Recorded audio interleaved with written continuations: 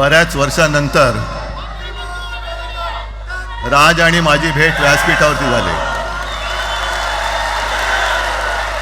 आता पंचायत अशी आहे की त्यांनी मला सन्माननीय उद्धव ठाकरे असं बोललेलं आहे.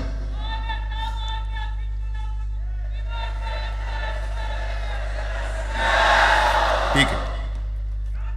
आणि साहजिकच आहे की त्याचंही कर्तृत्व आपण सर्वांनी पाहिलेलं आहे.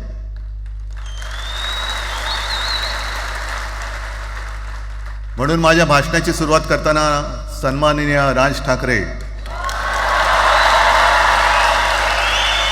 आणि जमलेल्या माझ्या तमाम मराठी हिंदू बांधवांनो, भगिनींनो आणि मातांनो,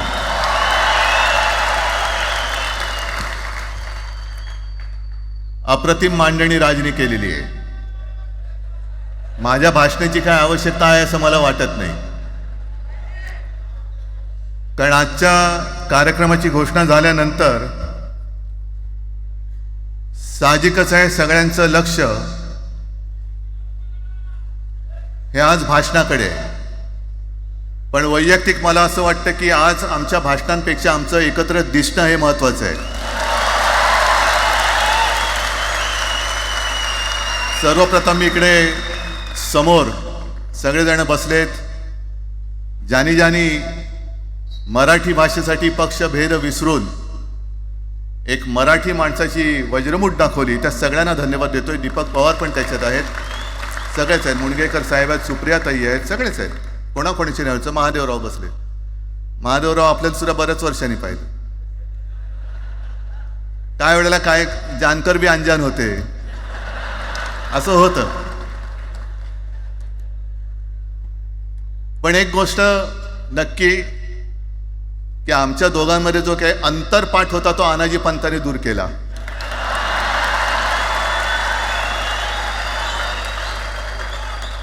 आता अक्षता टाकण्याची काय तुमच्याकडनं अपेक्षा नाहीये.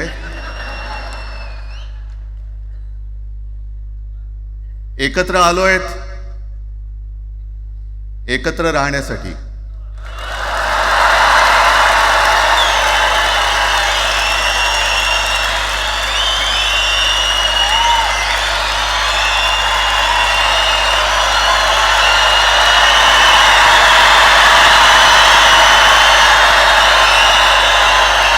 आणि मला कल्पना आहे, आज मला कल्पना आहे की अनेक बुवा महाराज हे बिझी आहेत. कोण लिंब कापतंय, कोण टाचण्या मारतंय, कोण गावी जाऊन अंगारे दुपारे करत असेल, रेडे कापत असतील. त्या सगळ्यांना सांगतो, या सगळ्या भोंदूपणा विरुद्ध माझ्या आजोबांनी लढा दिला होता आणि त्यांचे आम्ही वारसदार म्हणून तुमच्यासोबत उभे ठाकलेलो आहोत.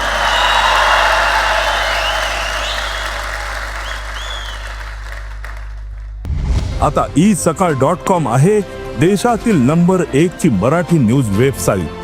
प्रत्येक अपडेटसाठी isakal.com ला नक्की भेट द्या.